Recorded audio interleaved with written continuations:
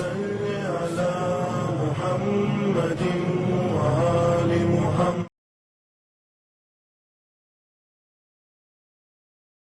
اعوذ باللہ من الشیطان اللعین الرجیم. بسم اللہ الرحمن الرحیم. نحمدہ ونصلی علی محمد وآلہ الطیبین الطاہرین. اما بعد فقد قال اللہ تبارک وتعالی فی کتابہ المبین. بسم اللہ الرحمن الرحیم. وما خلقت الجن والانس الا لیعبدون.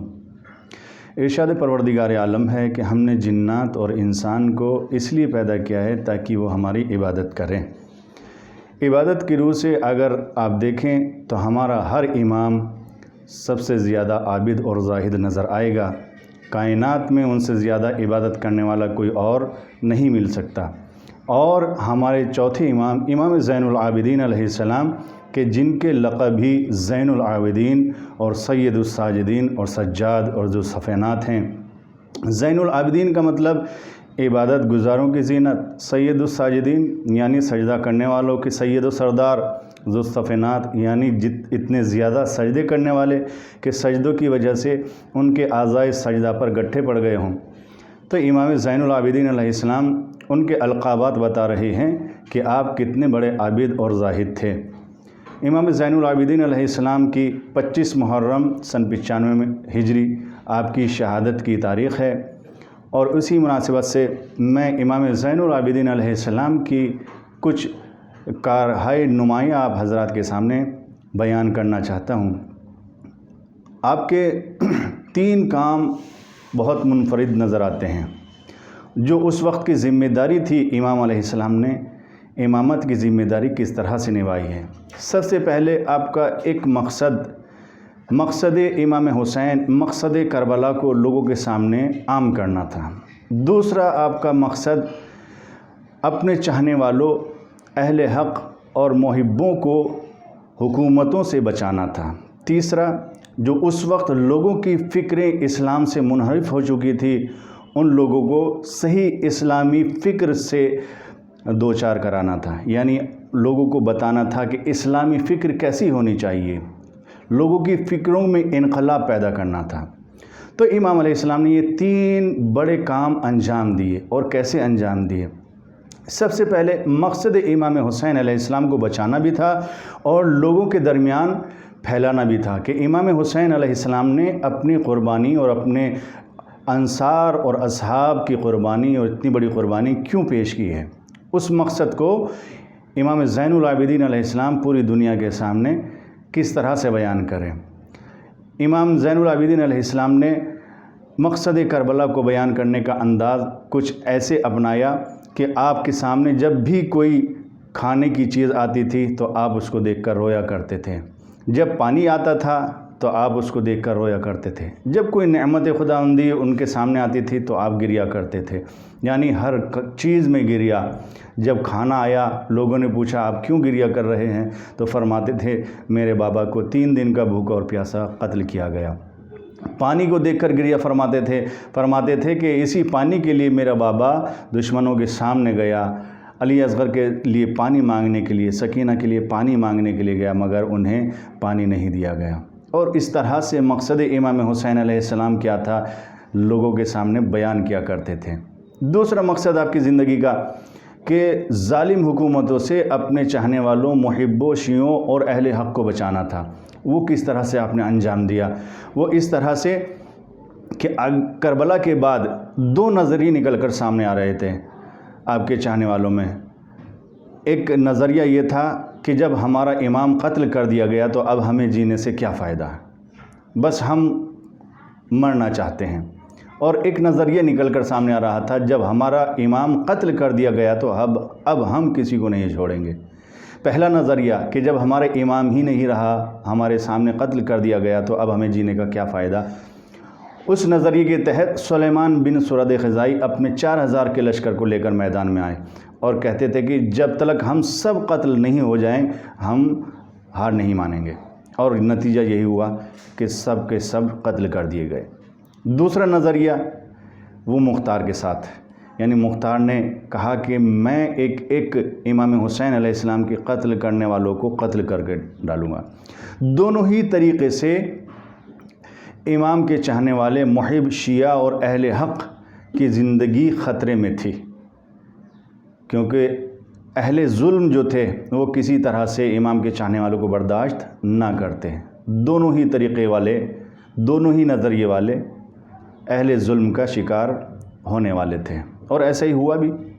امام علیہ السلام نے بیچ کا راستہ نکالا کہ اپنے چاہنے والوں کو، اہل حق کو کیسے بچایا جائے، تو آپ نے مجلس امام حسین علیہ السلام کا فرش بچھایا اور اس پر لوگوں کو بلایا کہ نہ قتل کرنا اور نہ قتل ہونا، بس امام حسین علیہ السلام کے فرش ادا پر آؤ اور مقصد امام حسین علیہ السلام کو سمجھو اور اس کو لوگوں کے درمیان عام کرو، تاکہ نہ وہ نظریہ لوگوں کے سامنے لوگوں میں پھیل پائے اور نہ یہ نظریہ لوگوں میں پھیل پائے، بلکہ بیچ کا نظریہ کہ جس سے مقصد امام حسین علیہ السلام لوگوں کے درمیان پھیلے۔ اس طرح سے اپنے چاہنے والوں کو بچایا۔ مجلس امام حسین منعقد کرتے، فرش عزا بچھا کر امام حسین علیہ السلام کے چاہنے والوں کو، عزاداروں کو اور اہل حق کو امام زین العابدین علیہ السلام نے محفوظ فرمایا۔ تیسرا مقصد، لوگوں کی فکروں کو بدلنا۔ فکر اسلام کے مخالف ہو گئی تھی، امام علیہ السلام نے لوگوں کی فکروں کو بدلا ہے، اور وہ کیسے بدلا ہے؟ امام علیہ السلام نے مناجات اور دعاؤں کے ذریعے سے لوگوں کی فکروں کو بدلا ہے۔ آپ دیکھیں صحیفہ سجادیہ، امام علیہ السلام کی کتنی عجیب و غریب دعائیں ہیں اور کتنی فضیلت اور کتنی اہم دعائیں ہیں۔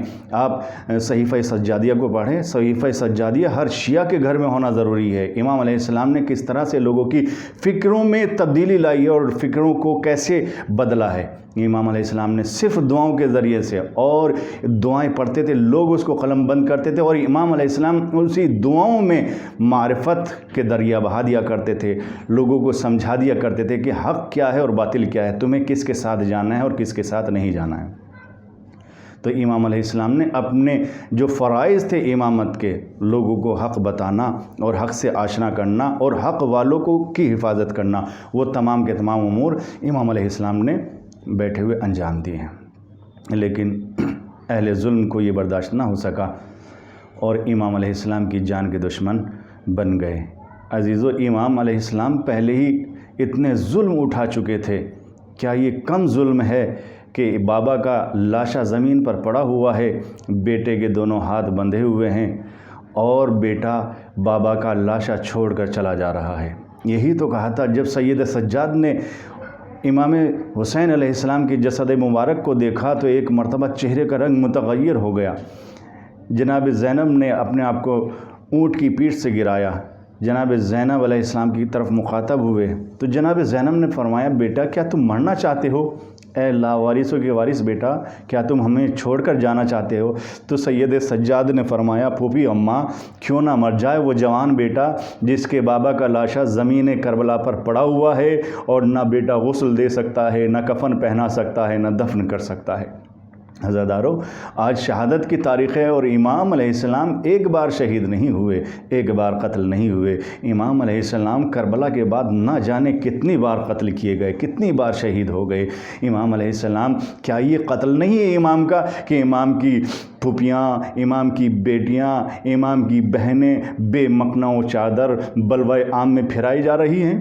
کیا کوئی غیرت مند انسان اس چیز کو برداشت کر سکتا ہے کہ اس کے سامنے اس کی ماں بہنوں کو چادریں اتار کر ننگے سر بلوائے عام میں پھرایا جائے؟ کیا امام علیہ السلام کا اس وقت قتل نہیں ہوتا ہوگا جب امام علیہ السلام کے سامنے ان کی بہنوں کے سروں کے اوپر گرم گرم پانی ڈالا جاتا تھا، جب ان کی ماں اور بہنوں کے سروں کے اوپر پتھروں کی بارش کی جاتی تھی؟ کیا اس وقت امام شہید نہیں ہوئے ہوں گے؟ جب شام کے بازار میں کسی نے کہا تھا کہ مجھے سکینہ کو میرے ہاتھ فروخت کر دو، میں اپنی کنیزی میں لینا چاہتا ہوں، اسی لیے تو امام علیہ السلام پوری زندگی اس واقعے کو یاد کرتے روتے رہے۔ اور جب کسی نے پوچھا کہ مولا سب سے زیادہ مصائب آپ پر کہاں پڑے، تو آپ کہا کرتے تھے الشام الشام الشام، یہ شام کا منظر ہے، یہ شام کا بازار ہے، شام کا دربار ہے، شام کا قید خانہ ہے، جس میں امام علیہ السلام کو اس قدر اذیتیں پہنچی ہیں ہیں کہ امام علیہ السلام خون کے آنسو رونے پر مجبور ہو گئے ہیں۔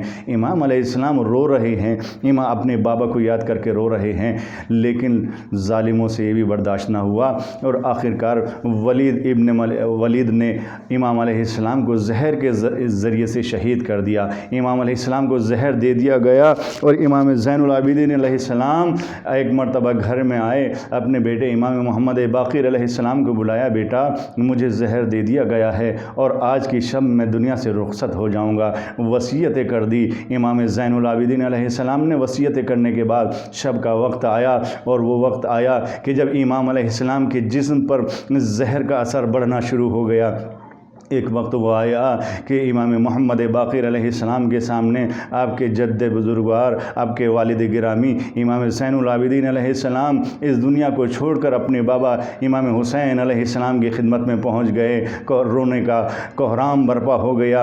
امام زین العابدین علیہ السلام کے چاہنے والے جمع ہو گئے، امام محمد باقر کو پرسہ دینے لگے۔ امام محمد باقر نے اپنے بابا کو غسل و کفن دیا، بڑی شان کے ساتھ جنازہ اٹھا۔ عزادارو، مگر میرا دل کہتا ہے کہ جب امام زین العابدین علیہ السلام کا جنازہ اٹھا ہوگا تب بھی امام علیہ السلام نے اپنے کفن سے کربلا کی طرف رخ کیا ہوگا اور کہا ہوگا، بابا مجھے معاف کر دینا، میرا جنازہ دھوم کے ساتھ اٹھایا جا رہا ہے مگر آپ کا جنازہ پڑا رہا۔ سید سجاد آپ کو نہ غسل دے سکا نہ کفن پہنا سکا، ارے جلتی دوپہر میں آپ کا لاشا چھوڑ کر جانا پڑا۔